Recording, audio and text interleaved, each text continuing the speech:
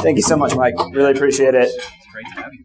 Thank you guys so much for being here. I really love these sorts of meetups. I was part of some of them back when I was still living in New Jersey, and it's always great to see friends, but really talk about something on an intellectual basis. When sometimes we feel like we're walking around the woods with no one else there, and then we come to the gathering, and everyone is able to talk and really hash things out in a way that makes sense. So I'm going to be talking about marijuana markets. I've been doing marijuana policy reform for quite a while. I was a drug policy nerd far before I ever started using drugs, which is probably not the way most things work. But I started looking at this in high school or so. I read Aldous Huxley's Doors of Perception. If any of you guys know, that author is the same one who wrote Brave New World. Wrote some interesting pieces on mescaline. But then I got into drug policy in high school and then into college, really recognized the injustice of the drug war and the ways that it enables our government to infringe upon our rights and take away more of our rights. It's one of those things when you're growing up and you immerse yourself in the problems of the drug war, you really see how much this is all, to a certain extent, a house of cards. And that really pushed me further into understanding the problems with government and what government can and cannot do, what human nature does beyond what government says it wants to do. So that kind of enabled me to jump into the marijuana realm. After college, graduated that in 2012, jumped out here and worked on the campaign. And I really fell in love with the economic side of this new industry. Although I'm kind of an activist at heart, I'm not really very good at the ground game of activism, going out and talking to a lot of people. And so I found myself having huge amounts of fun, not only being able to work in an industry, but also see that industry change laws around the country and expand freedom there. So that's kind of where my heart is, but my brain is all up in the numbers. So I'm going to give you guys a touch on some numbers. All right, so what do we talk about when we're talking about marijuana laws in this country? There's a bunch of things we could talk about. First, we talk about the medical marijuana laws in this country, which there's, depending on how you count it, about 23 in the District of Columbia. Now, there's about 4 adult use laws in D.C., but although D.C. hasn't fully implemented. So that's Washington, Colorado, both which have passed in 2012 and have stores open, and Oregon, which passed in 2014 and just recently opened some stores in October. Alaska is also currently working on its regulations and should have stores open sometime in mid-2016 or so. Washington, D.C., because of the way that D.C.'s laws work and the fact that anything that moves money around in D.C.'s laws requires the approval of Congress, have been unable to fully regulate marijuana on a business side, although possession and transportation to another person and transfer to another person for no remuneration is still legal. Now, when we're talking about medical marijuana states, typically we're talking about those on the West Coast, some in the Southwest, with ballot initiative processes, and then those on the Northeast, which tend to be a lot more legislatively driven. I'll talk about that a little bit further on in my talk, but tend to be a little bit more liberal. Now, there's a big black spot there on the Southeast, but the reality is that if you include medical marijuana laws, which are known as CBD laws, or cannabidiol. CBD is the component within marijuana that has proven to be really, really beneficial for seizures and epileptic disorders.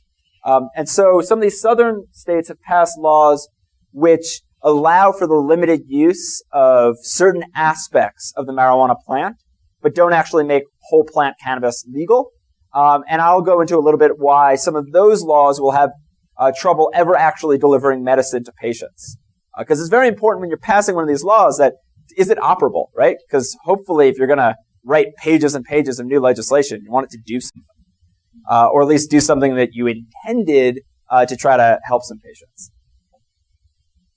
So when we talk about marijuana businesses, typically we're talking about 4 main business types. Now these are the ones that directly touch the plant. If you're on an investment side, these ones are the ones that are most risky. If you're on taxes side, these are the ones which are going to be in some way affected by certain elements of the U.S. tax code 280E. These are also the ones in which you are directly violating federal law. So this is Cultivation, you're growing the plant. Infused products, you're turning the plants into edibles, or you're extracting them into concentrates. Sales, directly selling to patients or adult consumers, retail sides of things. And then testing. Labs specifically designed to test cannabis for contaminants, potency, pesticides, and many others. Testing is very interesting because you actually have to create a whole new parallel industry similar to other testing labs. And that's because most testing labs are in some ways regulated by the federal government, or at least need to have a DEA license to test. Let's say, when the cops pull you over and they have a small amount of white powder, they send it to a lab and they'd say, okay, does it actually have drugs? So they need a DEA license to actually be in possession of those substances. Because of that, most testing labs will not touch cannabis unless they're specifically designed for that. What about infusions?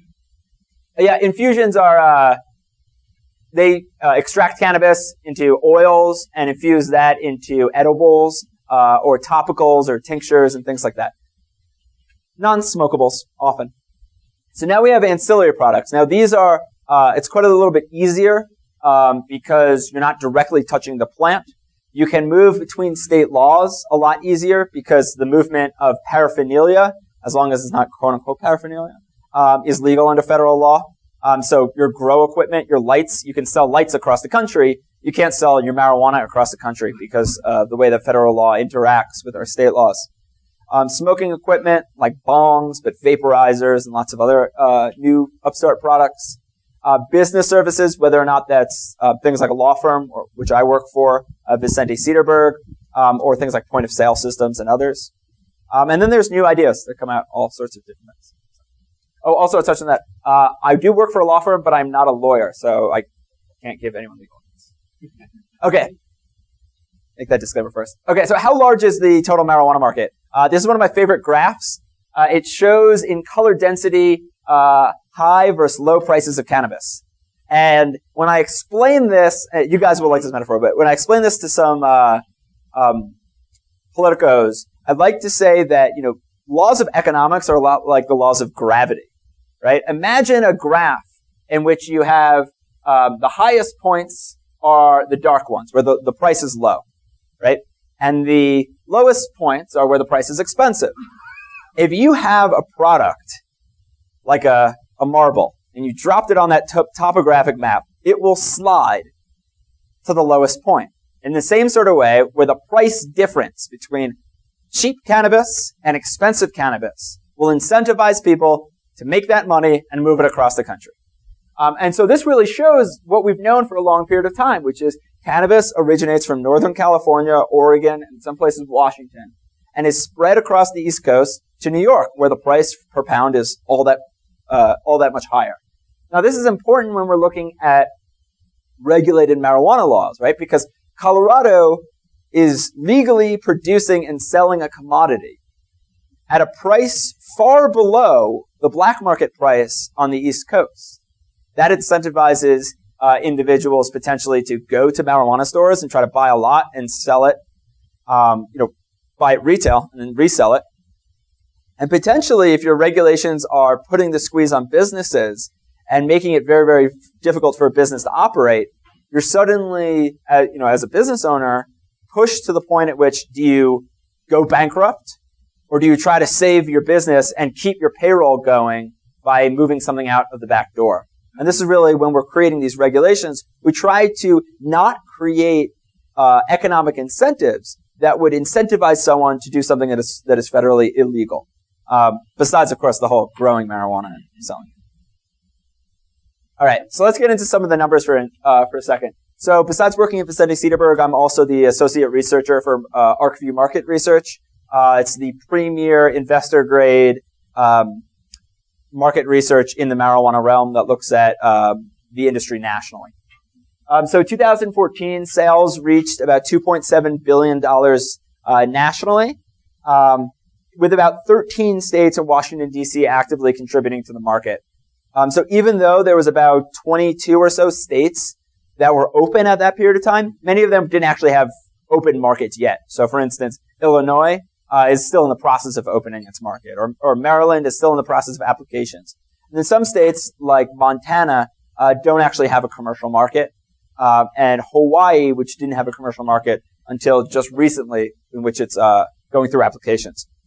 By 2016, we predict about 19 markets, so still not all of them, will be in operation, contributing about $4.4 billion national market. With many more states legalizing, we estimate that about 2019 is going to be a $10.8 billion market. Some of the estimates of what would it be if all states legalized and all marijuana consumers purchased from the legal market rather than the illegal market, it's probably somewhere around $30 to $50 billion. All right. So when we're talking about growth in the national market, it's got very little to do with changes in consumer behavior. So, right, it's not about making more people smoke marijuana. It's not really even about having people who smoke marijuana smoke more marijuana.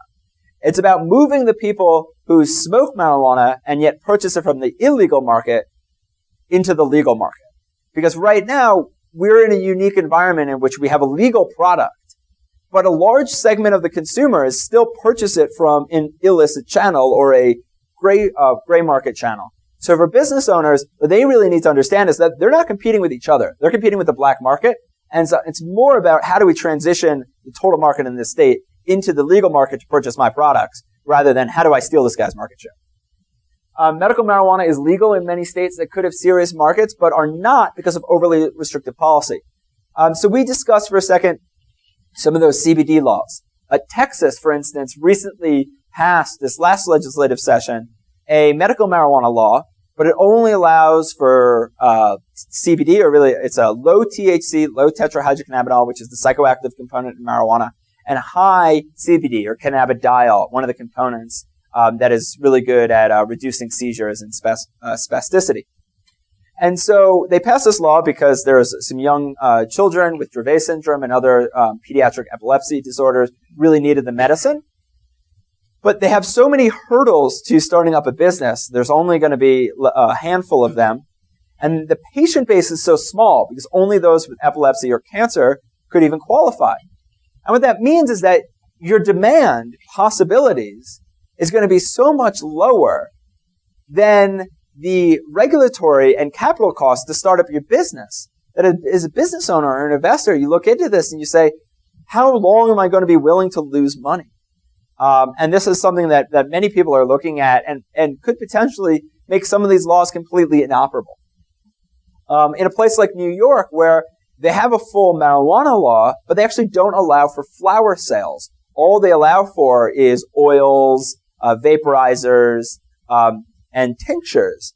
And what that means is that a huge percentage of your market of people that like to smoke, because that's what they're used to, and it's easy to titrate on a medical side, may just say, I'll be a medical patient, but I'm only going to buy, every month or two, like a topical that I really like, and I'm going to buy the bulk of my product from the illegal market. What that means is that the businesses with all these really high regulatory costs may have difficulty actually running a business. And at this point in time, expanding some of these markets can increase your total market potential just as much as adding new states. And that's because when we're looking at politics, it's important to see what were the low-hanging fruit and what are the higher-hanging fruit in the tree. When we're dealing with an issue like marijuana or some somewhat controversial laws, it's much easier to pass these with a ballot initiative, where you can convince the populace, which is ahead of the politicians, this needs to pass. You write the initiative, and we can get it passed. And so that's why some of the lower-hanging fruit were out west in Colorado, California, Oregon, Washington, which have these low-hanging fruit. As a little bit higher than that, you get to maybe some of the liberal legislatures, and then even higher than that, you get to some of the more conservative legislatures in the country. And with those states, if and when they do pass medical marijuana laws or adult use marijuana laws, they're likely to be much more restrictive. And so it's important to see if we want to help as many people as possible. It might actually be really good to invest resources into expanding existing laws, as well as maybe looking at some new ones. So let's look for a second at active and inactive markets. So this map is a little bit old. You can see from here that there are still some states which don't have active markets. Alaska, Montana, Hawaii, and then, some states just opened an active market. Minnesota, although that was inactive at the time this was done. And some of these states have been around for a long time. So Massachusetts, which is just now opening medical marijuana facilities. although they passed a law in 2012, complications associated with a limited number of licenses. So they only allowed for about 35 different licenses. And so what that means is that there's a competitive process. And when you have a competitive process in government, you often have cronyism and corruption. And that's exactly what resulted, which then slowed down the process. There were lawsuits. Now we add lawyers into the mix, and all of a sudden, patient access takes 18 months longer than it should have. So we've got a segmented market. As I said, we have 23 states in the District of Columbia that have medical marijuana laws and 4 with adult use laws. But it's not quite a national market because I can't sell marijuana produced in Colorado to Washington State, even though they're legal at both states. Even though Washington and Oregon both have legal marijuana, you can't legally drive from one border to the other, even though you're never in a jurisdiction in which the marijuana would have been illegal. Still, it is federally legal to sell them in between. Even more than that, the state laws themselves have restrictions which say that you can only, if you're an Oregon marijuana dispensary, you can only sell marijuana that was grown by licensed producers in Oregon and manufactured by licensed infused product facilities in Oregon. And so what that means, interestingly enough, is that even after the repeal of marijuana prohibition federally, there's going to be some period of time, potentially a long period of time, in which operations between the states doesn't actually occur. We see now with alcohol that there's great deference given to the states when it comes to how they regulate alcohol, whether or not you have state-run stores, or whether or not alcohol can be sold in just liquor stores and it has to be like really weak beer to be sold in the supermarket, or whether or not you can sell all the good stuff everywhere. Really, this creates kind of this segmentation. And it's very, very likely that just as much, if not more, segmentation will happen with cannabis, both currently and then into the future after post-legalization at the federal level. Residency requirements in most states under your medical marijuana laws prevent people from the state of Colorado going to, let's say, the state of Maine and purchasing marijuana at one of their medical marijuana dispensaries. There are some states that are the exemption. So if you're a medical marijuana patient here in Colorado, you'll be able to go to Nevada, go to Las Vegas, and be able to purchase from stores there because they have medical reciprocity. Oftentimes, we also see some laws have restrictions on ownership, whether or not you have to be a resident of the state in order to own or invest in a marijuana business. And this prevents the free flow of capital, potentially makes it a lot harder to bring in investment and build up your business. And this is sometimes pushed by people within the state, which may be a little bit short-sighted, and they're worried about outside competition, and then they don't realize that, I need the capital from this investor in Missouri, and he'll debt finance me, but I have to pay an interest rate way higher than if I had a convertible note and was able to give him equity in the future. And to deal with some of these restrictions, licensees often take their intellectual property. So this is most common with infused product producers. So they want a national strategy. Let's say Dixie Elixirs, for instance, which is one of the largest in Colorado, one of the largest marijuana companies nationally. So they have all their formulations, but they can't sell Dixie Elixir that they produce in Colorado into the state of Washington. So what do? They create all their standard operating procedures. They brand that intellectual property. They separate that intellectual property into a different company. And then they work with a producer in the state of Washington. And they sell that intellectual property and they license the rights to make their product. So what this allows is the knowledge to transfer across the country without the actual product transferring across the country, which is kind of unique. And this is why it's going to be a lot harder to do national branding on the cultivation side, because there's just a lot more differentials when it comes to the growing the plant than when you extract it, turn it into oil, and make those into infused products. And the regulatory structures and requirements vary significantly between all of the states. So let's say, an edible, a certain sort of edible in Colorado. You can have Mountain High Suckers. It's one of my favorite companies. They make really, really good lollipops, infused lollipops. It's actually really nice because they slowly dissolve, and so it's not like you eat an edible and it hits you all at once.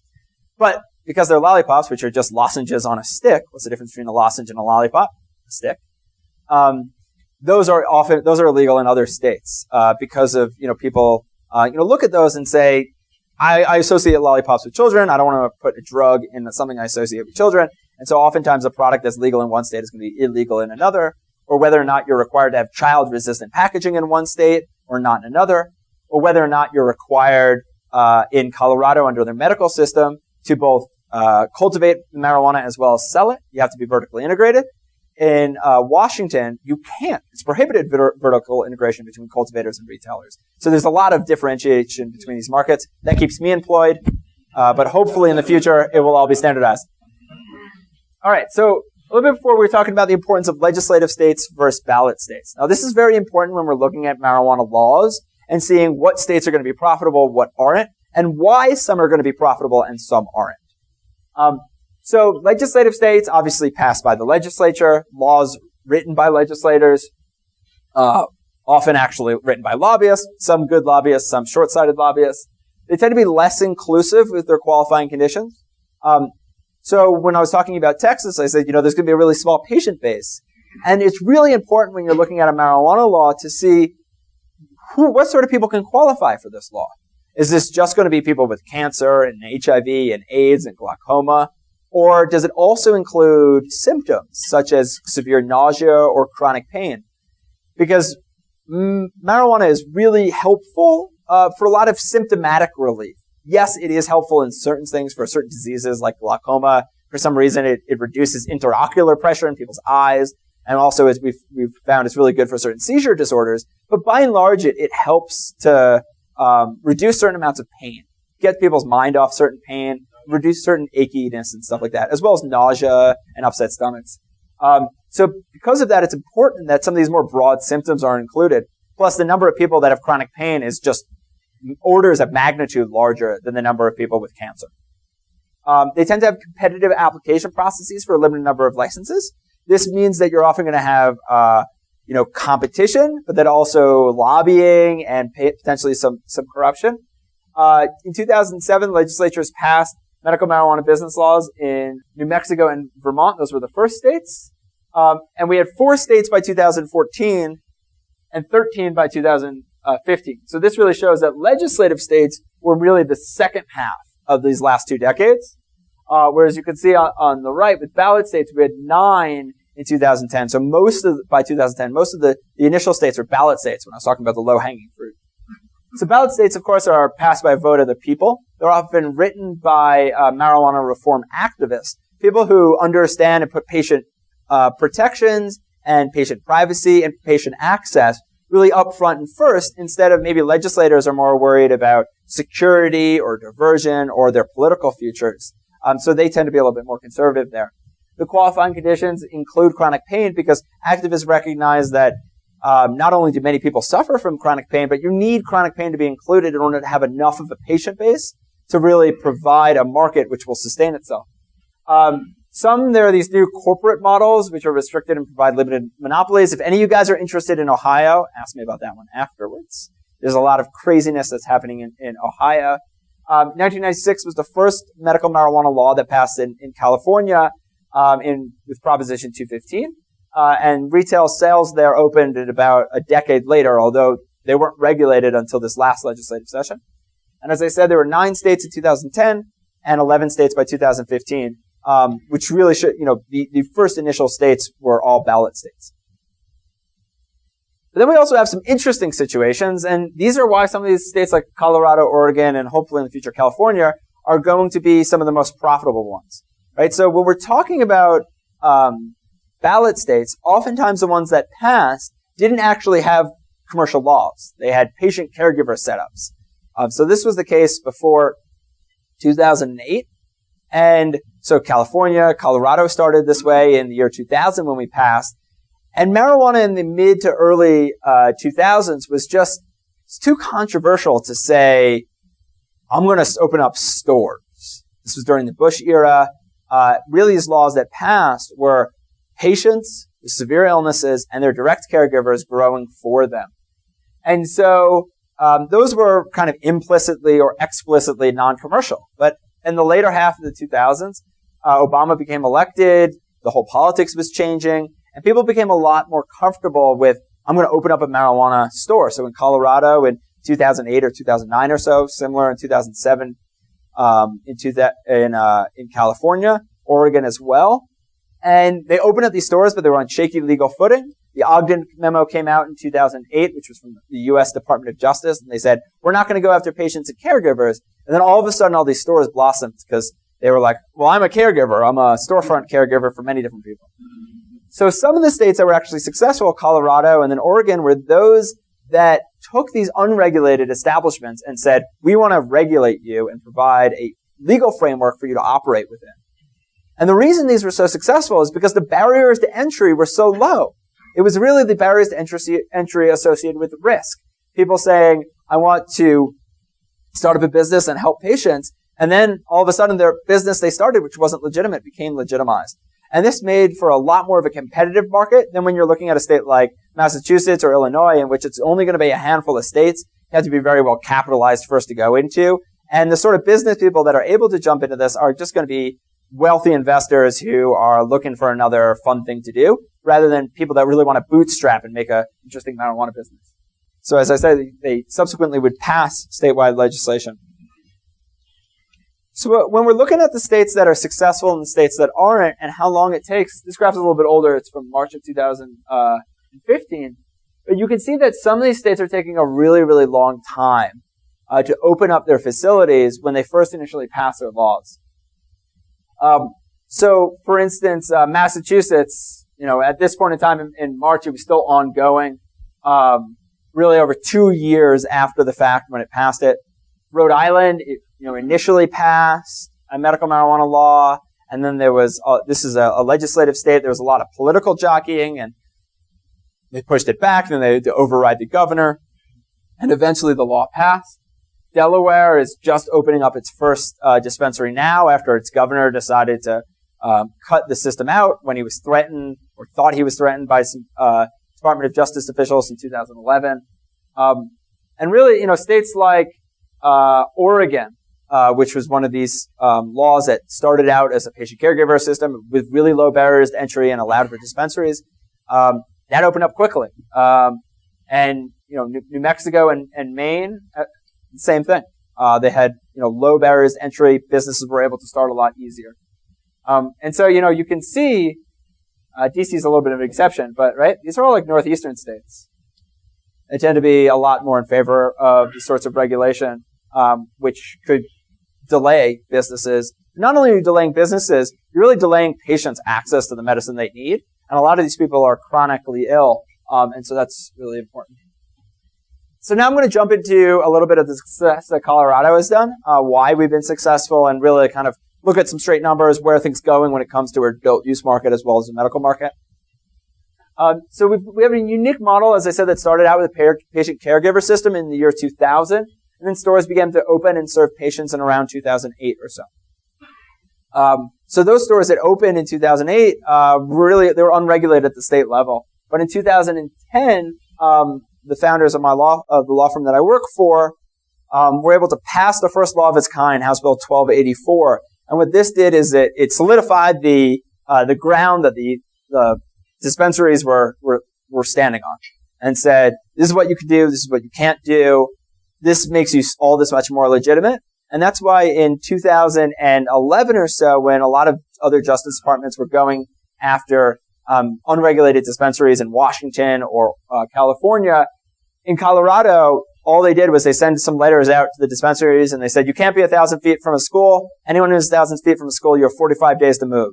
Which sounds awful, but imagine getting a letter from a U.S. attorney to a federally illegal drug trafficker that says, hey, I don't like what you're doing. You're too close to schools. I want you to move. Keep selling drugs a little further from schools. It's amazing. But our U.S. Attorney John Walsh actually has been really good on marijuana. And we passed a full adult use legalization law in 2012. History comes from there.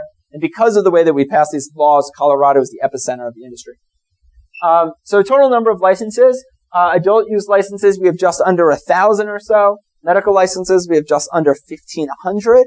And this is about an order of magnitude larger than other states, which will maybe have, 100 marijuana dispensaries and maybe 1,500 medical. maybe 150. In total, we have a lot. A lot of that is because maybe some cultivation facilities are all stacked on top of each other when it comes to the way the licensing occurs. But even more important, look at the number of employees. These are just direct employees, so people that have an occupational badge to work in the industry. And this was in June. So probably now there's probably closer to about 25,000 people that work directly in the industry, and probably another 10,000, maybe 15,000 that have indirect jobs. That's not regulators? What do you mean? Does that include regulators too? No, this does not include regulators. It doesn't include people like me who work for law firms. It wouldn't include people that make the lights or the pots or the soil. Wouldn't include people that make the equipment used to extract cannabis, things like that. By license types, about 300 or so stores, about a little over, just under 500 grows, medical centers. We have about 500. This is a lot in Colorado. But there's a lot of states in Colorado where there aren't these establishments. So this is just a growth in the number of licenses. You can see that medical has been growing slightly since the start of 2014, but really the growth has been primarily in the green, in the adult use sector. Let's get into some of the sales. So 2014, we saw about $312 million in adult use sales and about $385 million in medical sales. This year, adult use will eclipse medical by quite a bit, actually. So in the first half of 2015, about $258 million in adult use sales and about $187 million in medical. This doesn't include July. This is just up to June. When you include July in there, more marijuana was sold on the adult use side in the first 7 months, was then sold in all 12 months in 2014. So again, we can see, so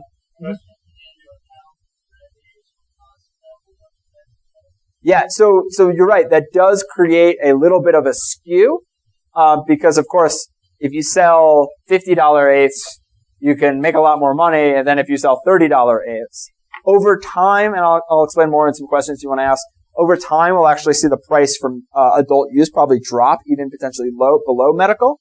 And that's because of the ways that the supply systems work. Can you go back to that? Yeah. Based on 6 months, it looks like medical sales are going to be lower for the full year than they were in 2014. Is that because some of that is migrating up to adult use? Yeah, likely some of it. So you always have the instance of people maybe who purchased from their friend who had a medical card because it was cheaper. They would go into some stores, but they get their friend to purchase it because it's the same marijuana. It's just different side of the register, and there's no taxes there. Now, as the prices differ, start to drop, and the margins aren't as much. The friend who has a medical card says, "Just go buy it yourself." Buys it himself. So I predict. I'm trying to remember my projection out to the end of 2015 was about $325 million in medical sales or so, which would be a drop of about $60 million. Yeah. Didn't we just recently do 100,000 in 1 month? Yeah, so that was combined medical and adult use. It was combined medical and adult use. And that was for July. That's 100 million, right? Yeah, in sales. So this, you can see that most of the growth has been in the adult use side. We still don't know what the seasonal fluctuations look like. July was a big bump. But it's going to take probably about 3 or 4 years until we can say, okay, there's a peak up in the summer because everyone's out of school and it's beautiful Colorado and people are hiking and camping and consuming cannabis. Or we have February and it's ski season hasn't really started yet and maybe people aren't wanting to consume as much, or November. All right, so let's look at some taxes for a second.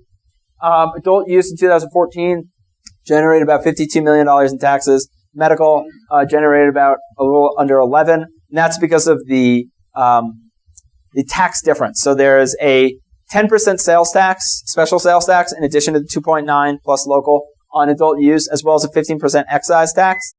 And so that's really why we're bringing in so much more money on the adult use side, even though in 2014, total sales were below medical. 2015, and this is up to July, $59 million in adult use. So we already see we generated more tax revenue in the first 7 months than we did in the first full year, 2014. and medical are at 6.5. And if we look at total since the start of 2014, we've had $129 million in taxes collected. This is my favorite number. $1.2 billion in sales. In just about a year and a half, over $1 billion is not being put into the criminal markets, is being put into business owners' hands, which is really pretty awesome. I didn't think it would be that fast, that quick. But, you can really see that there's just a lot of untapped demand. It's not about creating new marijuana consumers. It's about allowing the marijuana consumers that were in the closet to now come out of the closet and purchase from legal stores. What's your estimate of the total market then? That 1.2 billion is how much percent of the total market, legal and illegal?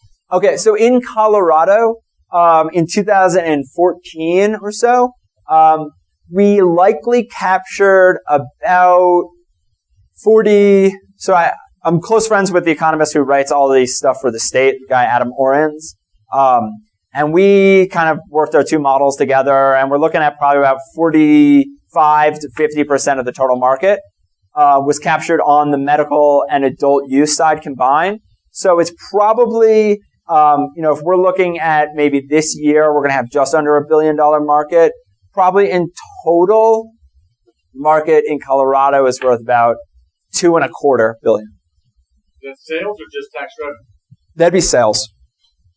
And it's important to recognize. So when you're looking at drug consumption, this is not just marijuana, but this is really alcohol as well. It's one of those principles in which you've got like the 80-20 principle, right? Where 20% of the people consume 80% of the volume. In this case, it's a 20-70 principle. So the top 20% of the heaviest consumers consume about 70% of the volume of cannabis. What that means is that if your prices aren't low enough, right? Because the people whose budgets are hurt the most when prices are higher, the people that are most frequent consumers. And so if you have your heaviest consumers, which spend a lot of money on cannabis, saying it's still cheaper for me to grow myself or to get from a friend I know who grows or to get from my longtime drug dealer, you're not going to get that huge volume of sales into the legal market. So it could be even larger than a $2.25 billion market, but it really depends on those small fluctuations and skews will change the market significantly. Someone else have a question? I'll take questions at the end as well. Well, what just related to that, the 45% legal market and sales, does that represent like the 45% growers' legal market, or is some of that market of legal sales coming from black market growers? I mean, there's a division, right? There's the growing and the selling. Yeah. So I'm curious about that. So I think there's probably very, very small amount of cannabis that's grown illegally in Colorado than that gets sold legally, that comes into the system. And I can explain a little bit about why. So Colorado is a closed seed-to-sale tracking system. And there's a couple of reasons why it wouldn't make sense to grow marijuana illegally and sell it into the legal market. First, if you're going to grow it illegally, you can make a lot more money selling it illegally in another state. You could make it growing it legal into Colorado. Then from a business side, the price in the wholesale is not all that much better on the black market. It's not all that much cheaper on the black market to buy wholesale than it would be on the legal market. So for them, it's just not going to make sense from a risk-based scenario for what I call inbound diversion, or diversion that starts from an illegal market and comes into a legal market. Now there's outbound diversion. So marijuana that starts in a legal market and exits the legal market into an illegal market. So outbound diversion that would occur before the point of sale is what I mentioned at the early part of this presentation, which is if you have a business owner which is really cash-strapped and the regulations are squeezing them and their margins are cutting, and they're going to go out of business and they don't want to lose their employees, and they think that maybe if they just sell a little bit out the back door, they can cover this month. What you have then is that, okay, they say, this is how much I'm producing it for. If I sell it to someone who sells it in New York, I can make all that much more money. So it's really the price dynamics of the illegal market as well as the risk and reward on the legal market. Okay, so last slide. So you can see here, this is total taxes. Retail taxes have just jumped. So everything in green is retail. Sales taxes, then excise taxes. That's from cultivation facility to another facility.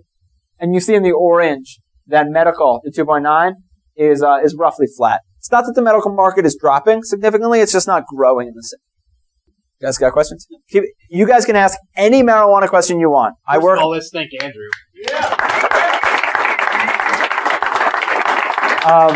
I do this not only in Colorado, but I do this all nationally. And so any state you guys are interested in, or the politics, or whether to vote yes or no on Proposition BB, just shoot it. I love that, all that stuff.